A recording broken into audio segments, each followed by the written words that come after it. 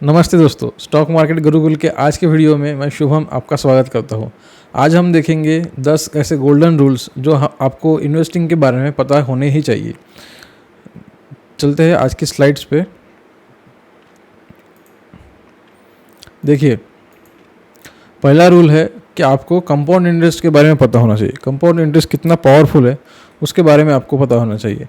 आपको आइंस्टाइन के बारे में पता होगा। आइंस्टाइन ने कहा था कि कंपाउंड इंटरेस्ट जो है वो 8th wonder of the world है। दुनिया में 7 जो वंडर्स होते हैं, आइंस्टाइन ने कंपाउंड इंटरेस्ट को 8वां वंडर बताया है। कंपाउंड इंटरेस्ट में क्या होता है कि इस साल हमने अगर कोई इनकम कोई सेविंग में डाला है पैसा या कोई इन्वेस्टमेंट किया है, तो उस इन्वेस्टमेंट में हमें 1 साल का इंटरेस्ट मिलता है। तो अगले साल का जो इंटरेस्ट होता है वो उस सेविंग के initial amount, principal amount plus interest पे अगले साल हमें इंटरेस्ट मिलेगा। दूसरे साल जो होता है तो दोनों का इंटरेस्ट मिला के, पिछले सालों का इंटरेस्ट मिला के और प्रिंसिपल मिला के फिर उस पर इंटरेस्ट मिलेगा। तो ऐसे हमारा इंटरेस्ट जो है वो आगे आगे बढ़ता जाता है और हमारा कंपाउंड होते जाता है। तो कंपाउंड इंटरेस्ट ये सबसे इम्पोर्टेंट चीज़ है आपको समझने के लिए कि आपका इन्वेस्टमेंट किस तरह से ग्रो होगा। अगला रूल है कि आपको इन्वेस्ट करना है रेगुलर बेसिस पे। आप बीच में कभी इन्वेस्ट करना छोड़ दोगे या कभी इन्वेस्ट करोगे, कभी नहीं करोगे या बंद करोगे, चालू करोगे, ऐसे आपका इन्वेस्टमेंट बड़ा नहीं होगा। इन्वेस्टमेंट कॉर्पस आपका इससे बड़ा नहीं होता है। आपको हमेशा डिसिप्लिन के साथ इन्वेस्टमेंट करना चाहिए। आपके इमोशंस के साथ आपको फाइट करना है। आपको इमोशंस लेस होके इन्वेस्टमेंट करना पड़ेगा विद डिसिप्लिन। अब इमोशंस का मतलब क्या होता है? हमें अगर लगता है कि इस बार मार्केट बढ़ सकता है या हमें ऐसे लगता है कि इस बार मार्केट गिर सकता है, तो हम अपने बायस से हट के, हमारे बायस हमारे इन्वेस्टमेंट की जर्नी में आड़े नहीं आने चाहिए। हम इससे हट के हमें डिसिप्लिन के साथ इन्वेस्ट करना है। आप अगर SIP करते हैं तो आप हर महीने उसी सेम तारीख को SIP करेंगे डिसिप्लिन के साथ, तो ही आपका इन्वेस्टमेंट बड़ा होगा और ग्रोथ होगा। अगला रूल देखते हैं, डाइवर्सिफिकेशन। हमें डाइवर्सिफिकेशन करना बहुत ज़रूरी है। उससे हमारा रिस्क मैनेज होता है। हमें डाइवर्सिफाई करना है across assets, across sectors, across styles और मैनेजर्स। उससे ये होता है कि हम एक मिडल रोड से, मतलब हमारा एवरेज रिटर्न्स मिलेंगे हमें, और एक्सट्रीम्स जो है, एक्सट्रीम से हमें बचेंगे। एक्सट्रीम मार्केट परफॉर्मेंस मतलब क्या होता है कि काफ़ी ज़्यादा अगर रिटर्न्स आ रहे हैं पर काफ़ी ज़्यादा हमारा ड्रॉडाउन भी होता है, काफ़ी ज़्यादा लॉस भी लग रहा है, तो आपने साइन वेव देखा होगा कि काफ़ी ज़्यादा भी हमें रिटर्न्स के साथ साथ काफ़ी ज़्यादा लॉस हमें नहीं चाहिए। हमें मॉडरेट रिस्क चाहिए और हमें रिटर्न भी मॉडरेट चाहिए। हमें रिस्क सबसे ज़्यादा इंपॉर्टेंट है। रिस्क हमें कम से कम करना है ताकि हमारा रिटर्न्स अच्छा हमें मिल जाए और स्टेडी रिटर्न्स मिले। हमें कुछ फंड्स होते हैं जैसे स्मॉल कैप फंड्स हो गए, उसमें हमें रिटर्न्स तो बहुत ज़्यादा मिलते हैं, पर किसी साल होता है कि हमारा ड्रॉडाउन्स काफ़ी ज़्यादा होते हैं, हमें लॉसेस काफ़ी ज़्यादा लगते हैं। तो हमें ऐसे फंड्स नहीं चाहिए। हमें ऐसे फंड्स चाहिए जो हमें कंसिस्टेंट परफॉर्मेंस दे सके। हमें डाइवर्सिफाई करना है अक्रॉस एसेट्स। एसेट्स का मतलब क्या होता है कि हमें इक्विटी में करना है, हमें डेट फंड में करना है, हमें गोल्ड में भी कर सकते हैं, हम रियल एस्टेट में कर सकते हैं। तो काफ़ी सारे जो एसेट्स होते हैं उसमें हमें इन्वेस्ट करना है। सेक्टर्स क्या हो गए? सेक्टर्स यानी IT सेक्टर में इन्वेस्ट करना है या मेटल सेक्टर में करना है या बैंकिंग में करना है। इन्वेस्टमेंट स्टाइल्स जो है, स्टाइल्स के बारे में मैं डिटेल वीडियो बनाऊंगा। स्टाइल्स का मतलब क्या होता है कि हमें वैल्यू इन्वेस्टिंग करना है या ग्रोथ इन्वेस्टिंग करना है या हमें कॉन्ट्स की जरिए इन्वेस्ट करना है। इस तरह से हमें डाइवर्सिफाई करना पड़ेगा। अगला रूल है कि do not attempt to time the market.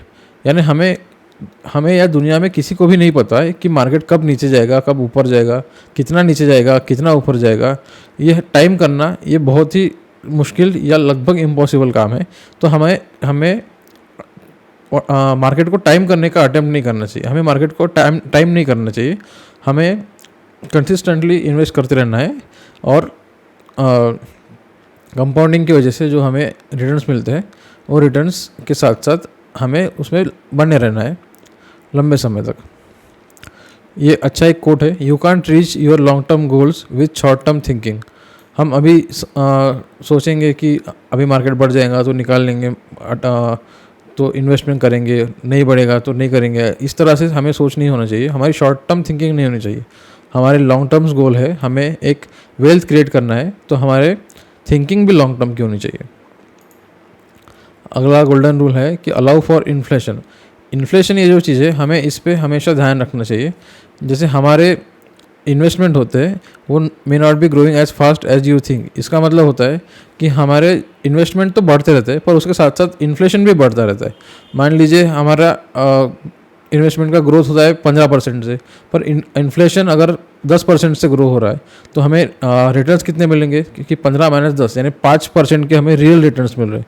तो हमेशा इन्फ्लेशन को हमें ध्यान में रखना है कि इन्फ्लेशन हमेशा काम करेगा ही। तो इन्वेस्टमेंट को ध्यान रख के हमें ऐसे जगह पे इन्वेस्ट करना है। इन्फ्लेशन को ध्यान रख के हमें इस ऐसे सिक्योरिटीज़ में इन्वेस्ट करना है जिससे हमें इन्फ्लेशन को बीट कर सके और हमें रियल रिटर्न्स अच्छे से मिल सके। नेक्स्ट रूल है कि understand the risk return trade off. इसका सिंपल रूल होता है कि जितना ज़्यादा हम रिस्क लेते हैं उतना ज़्यादा हमें रिवॉर्ड मिलता है।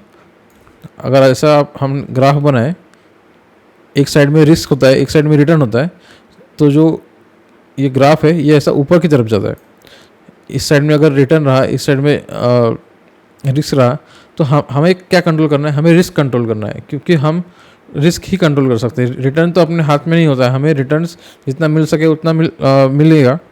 जैसे सिक्योरिटीज़ परफॉर्म करते हैं, जैसे एसेट्स परफॉर्म करेंगे, उस हिसाब से रिटर्न्स मिलेंगे। हमें रिस्क कंट्रोल करना है, तो हमारे रिस्क के हिसाब से डिसाइड होगा कि हमें कितना इंटरेस्ट मिलना चाहिए या कितना रिटर्न्स इस इन्वेस्टमेंट में मिलना चाहिए। तो एसेट एलोकेशन ये सबसे इम्पोर्टेंट चीज़ होती है कि हम रिस्क कैसे मैनेज करें। और रिस्क मैनेज करने का और एक तरीका होता है डाइवर्सिफिकेशन, दूसरा तरीका होता है एसेट एलोकेशन। अब अगला रूल देखते हैं। अगला रूल ये है कि stay in the market for long haul. हमें ज़्यादा से ज़्यादा समय तक मार्केट में रुकना पड़ेगा। उससे जितना ज़्यादा समय हम मार्केट में रुकेंगे उतना कंपाउंडिंग का इफेक्ट ज़्यादा पड़ेगा और उससे ज़्यादा हमारा रिटर्न्स बढ़ेगा। Time has two wonderful properties. 2 properties बताए हैं, ये कोट मैंने आपके लिए निकाल के लाया है। पहला प्रॉपर्टीज़ होता है कि कंपाउंड इंटरेस्ट का, जो मैंने अभी बताया, और दूसरा होता है रिस्क ऑफ निगेटिव आउटकम। हमें किसी साल मान लीजिए किसी डिकेड में या किसी साल हमें निगेटिव रिटर्न लगा, पर अगले साल या अगले डिकेड में हमें अच्छा रिटर्न्स मिल सकता है। तो ज़्यादा से ज़्यादा टाइम तक हम लोग जब इन्वेस्टेड रहेंगे तब ज़्यादा से ज़्यादा हमें फ़ायदा होगा। आपने वॉरेन बफेट का नाम सुना होगा। तो वॉरेन बफेट का 99% जो नेटवर्थ है वो उन्होंने बनाया है उनके 65 ईयर्स के उम्र के बाद में। जब वो 65 ईयर्स के हो गए उसके बाद में उनका 99% नेटवर्थ बना है। ये मॉर्गन हाउसल नाम से एक ऑथर है जिन्होंने काफ़ी फेमस बुक लिखा है, द साइकोलॉजी ऑफ मनी। मैं रिकमेंड करूँगा कि आपको ये किताब ज़रूर पढ़नी चाहिए। ये मोस्ट फेवरेट किताब होती है जो भी इन्वेस्टर या जो भी इकोनॉमिक्स होते हैं। तो इन्होंने कहा है कि 99% बफेट की जो नेटवर्थ है वो 65 ईयर्स के बाद में बनी है।